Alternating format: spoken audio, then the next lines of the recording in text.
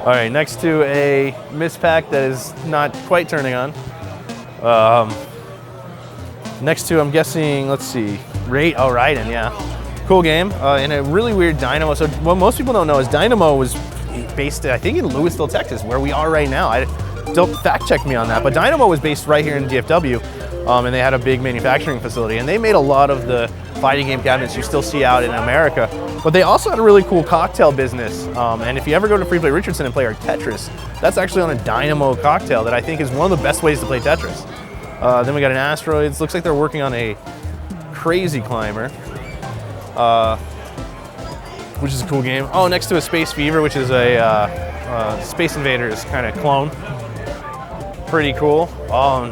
We won't spend too much time going through the parts, but there's a very cool Wurlitzer jukebox that you might see going for just an absurd amount of money. I don't know jukeboxes that well, but I know that when real Wurlitzers come up that play 45s, that you can see the mechanism playing it, you're talking thousands and thousands of dollars. And then really quick, we'll go through some of the pinball. We've got a really old, kind of interesting, like nickel or penny K build up. Obviously not fully functional. Next to the Shrek, which is the Family Guy reskin we talked about recently in one of our podcasts. Stern made a lot of them, and when Family Guy was not as purchased by places like, because most pizza joints weren't really putting a Family Guy our pinball in, they built a Shrek, did a quick reskin. I don't know if it sold it as well. I'm told that the production numbers of Shrek are a lot lower, but it is the same game. Next to a Maverick that's in, no, the screen doesn't appear to be working, so that's gonna be a problem testing it. Then you've got a Bonsai Run. This one's really famous for having the vertical pinball at the back. This is something we've had requested a few times, but the truth is we just, they're not particularly reliable and have just a ton of issues that really get kind of magnified in a volume business. Next to a Stern South Park that I think, oh no, I'm sorry, that was a 90s Sega game? Wow. So this is one of the last Sega. Of course, Sega became Stern. Sega Pinball was the predecessor to Stern Pinball, which is why it probably feels so reliable and so normal to a lot of the modern pinball players. But it is surprisingly raunchy. It's so raunchy that I think a lot of people are nervous about putting out. Next to a Gottlieb Waterworld that looks very bright and loaded. It's not exactly a great pinball, but whoever had it sure did a lot of work to it. It could be coming out of a local arcade. Next to an F-14 Tomcat. We just put out one of the best F-14 Tomcats, I think, that exists at our Arlington location. Though I say that, it is broken at this exact second, but it looks like someone, you can tell it's got some repro screens and everything, so looks like someone put a little bit of love into it. Next to X's and O's, the Valley Midway tic-tac-toe pinball. That's pretty cool. And then back there, you've got a Buck Rogers, and it's really interesting because even though it has some of the ghosting issues with the screens, they're all on, which you don't see very often on these Buck Rogers. Next to a $6 Million Man, a game you see come up for sale a lot. It was a high production run. It was a very successful pinball. This one is clearly really rough, needs quite a bit of work. Next to, and this is actually something I'm pretty excited about. We'll see how it goes. Free Play Arlington famously has a few of the Game Plan arcade games.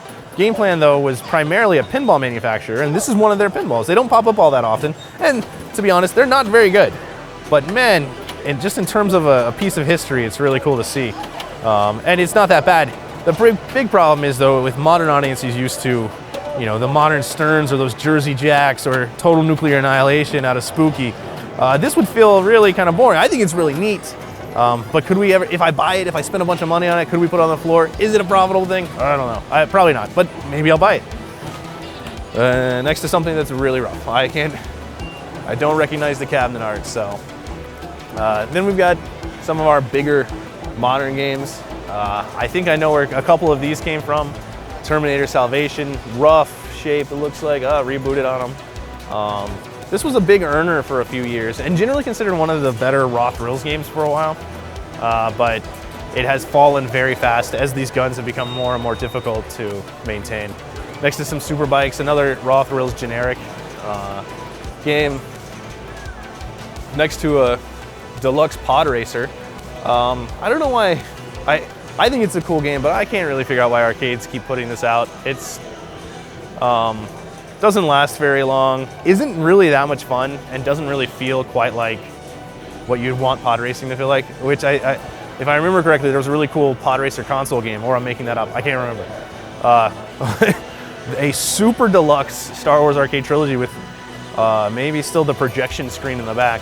If this sells for $1, I'd be surprised, because it's honestly, if I had a side business as a junk hauler, you'd probably do okay just picking this up and selling it for the scrap metal.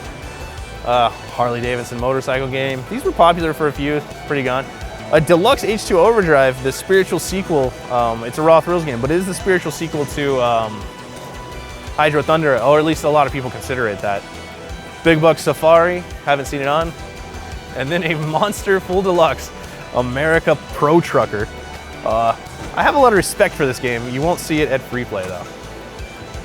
Arctic Thunder, we were just talking about H2 Overdrive. Arctic Thunder was kind of like a really popular deluxe game that came out in the 90s that was, you know, made by the same people that did Hydro Thunder, obviously. And I thought it was really cool. And I keep trying to buy these, and I either chicken out because I'm not sure if anyone will actually play it, or they go to better causes. Some of the charitable institutions, some of the nonprofits around, they keep buying them to put somewhere, and it's probably a better use because I'm not really sure it's good enough to ever make it to our floor, though I do have a soft spot for it. And then we've got an empty Vroom, and what is that, a Rampage maybe? It looks cool. Sport Shooting USA in one of those die-hard Sega STV cabinets. Ooh, a totally busted Dragon Slayer that has the old Daphne logo. So Daphne was the emulation that was made for Dragon Slayer, which, if you know Dragon Slayer, you know it's just full motion video and then just a, you know, joystick that you pick a direction or you slash a sword at a certain time. So it's much easier to emulate and get right as compared to like Miss Pac-Man or any of those, or any of the true retro games. So Daphne was a pretty serviceable emulator. What they've come out with now is Dexter, which merely emulates the Laserdisc, which means that the game is very, very close to what it should have been. We, of course, still run famously the Laserdisc at our Richardson location. We had a Laserdisc out at Arlington, but like most Laserdiscs go, it didn't make it. So we're contemplating actually using our Dexter, which is a licensed, really, really good reproduction of a Laserdisc to bring Dragon Slayer back out. But we haven't made that decision yet because we are so adamantly against emulation. Original Breakouts, a lot of these aren't around anymore. It looks really neat. It's the original block breaking game, at least the most popular of the early ones. Really cool to see that. I don't really know what the point of bringing this was, but I guess someone was working on a project and gave up. You've got a monitor, you've got some controls and some bezels and some mounting. There's a coin box in there, so it's someone's project at home they just gave up on. It's in a Double Dragon cab, so I guess that's what they're banking on. You can see the old drawer and everything that Taito used. Miss Pac project that looks pretty haggard too. This is neat. This game pops up. It's not a great game, but it's a little bit more rare and definitely more obscure than like its sister next to it, Miss Pac. This is an early Bally Midway game they licensed from Sega called Galaxy Ranger. If it turned on, it'd be really interesting to see what I win for. It's not something anyone seeks out. It's not a great game, but it is a historical kind of early Sega Bally Midway arcade release. It's really neat. Oh, and then, so we've had these in the collection before, and they're all terrible, but there's something really late 90s about these Vortec V3s, made by Global VR. They kind of thought that this would be the future of arcade games. There's a little, you know, at this point, really, really antiquated LCD screen that the kid is looking into right here, and then you can actually watch it on the screen. From what I understand, Global VR made more money on their regular cabinets than this one, but they really thought this was the future, so they invested heavily. And if it gets a couple $100, I'd be surprised today at auction. All right, so that's the stand-up lineup. We're gonna hit up the parts really quick, and then that'll be most of the auction. It's interesting watching the line. Wow, I really should have got my bidder's card earlier because that line looks intense. I think they'll still take my money.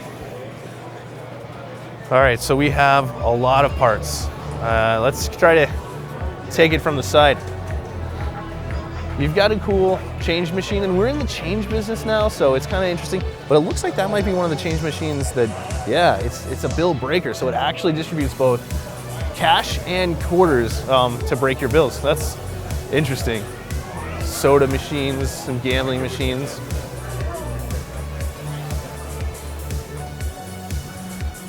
Cool retro Dr. Pepper dispenser with it. Actually, that's kind of, I bet if Dr. Pepper watches this video, they'll be a little irritated that the two options are Coke and Diet Coke. It looks like, yeah, so it's a bottle dispenser with the true opener and everything. Really neat. I've wanted for a long time to put one of these in our workshops. So if it turns on, I might be interested. It's probably a little bit of a vanity purchase. So then you just got, this is what shows up at a lot of these auctions. And we used to really get excited about this stuff for potential parts, but once you have so many of them, you stop needing them. So a bunch of untested golden T boards, a Galaga knockoff back there. I mean, this is dense. You've just got a ton of boards, more golden T.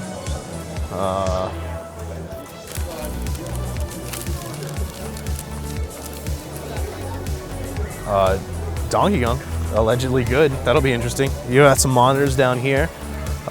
Max Force, Main Event. I love that game. We bought one in the last auction. Sega Hang-On. And so one of the interesting things here is all of these are sold as is, where is. But one of the tricks, and this operator could be being completely truthful, but one of the tricks that everyone always does is writes on the box that it's good. So you'll see good written on a lot of this stuff. So you just naturally assume in your head when you're bidding on it that it works, even if it doesn't really work. And there's no good reason to believe it because it is as is and you can't test it. We got some miscellaneous pinball stuff. RevX. Oh man, they're gonna get me on this. So these RevX boards are pretty rare outside of RevX cabinets. And something that works 100% is super valuable to us because we love the game. We think it's really goofy 90s and a great game to find in a bar that's both a good game and just outrageous in theming. Lethal Enforcers 2, we've got Asteroids. This is a lot of boards. We'll see how they do these lots because there's a lot of stuff here. Space Invaders stuff, deer hunting randomly. Behind us, we've got some of the kiddie rides. These are really, really, really well-worn kiddie rides, which means they were probably outside for decades.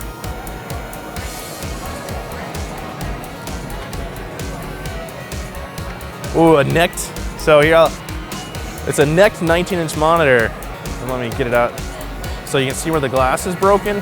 That means the tube is done. You're not gonna be able to use the tube anymore. So this would be a true purchase for the monitor chassis, the 4900 or whatever that's in there.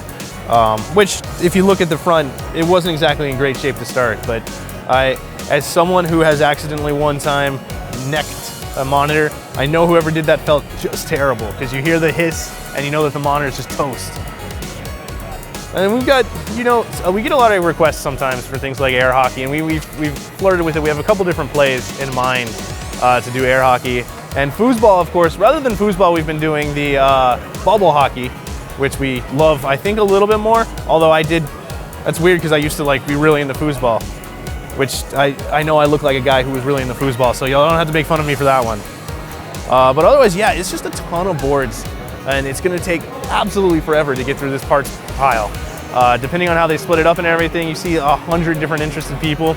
And generally, we bought so many of these parts at this point, we don't even really get too excited seeing this. So it'll mean at the beginning of the auction, maybe an hour of time just trying to get through it. Maybe I'll just bid on everything as one lot to see how mad everyone can get at me. We'll see.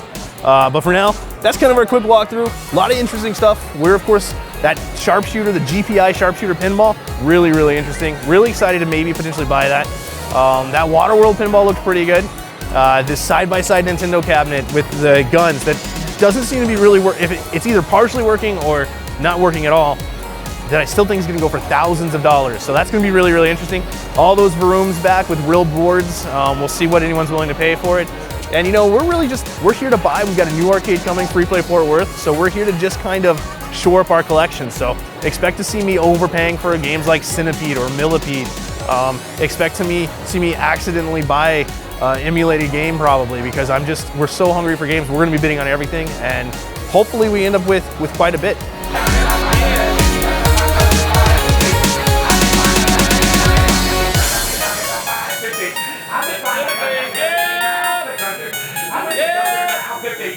Yeah!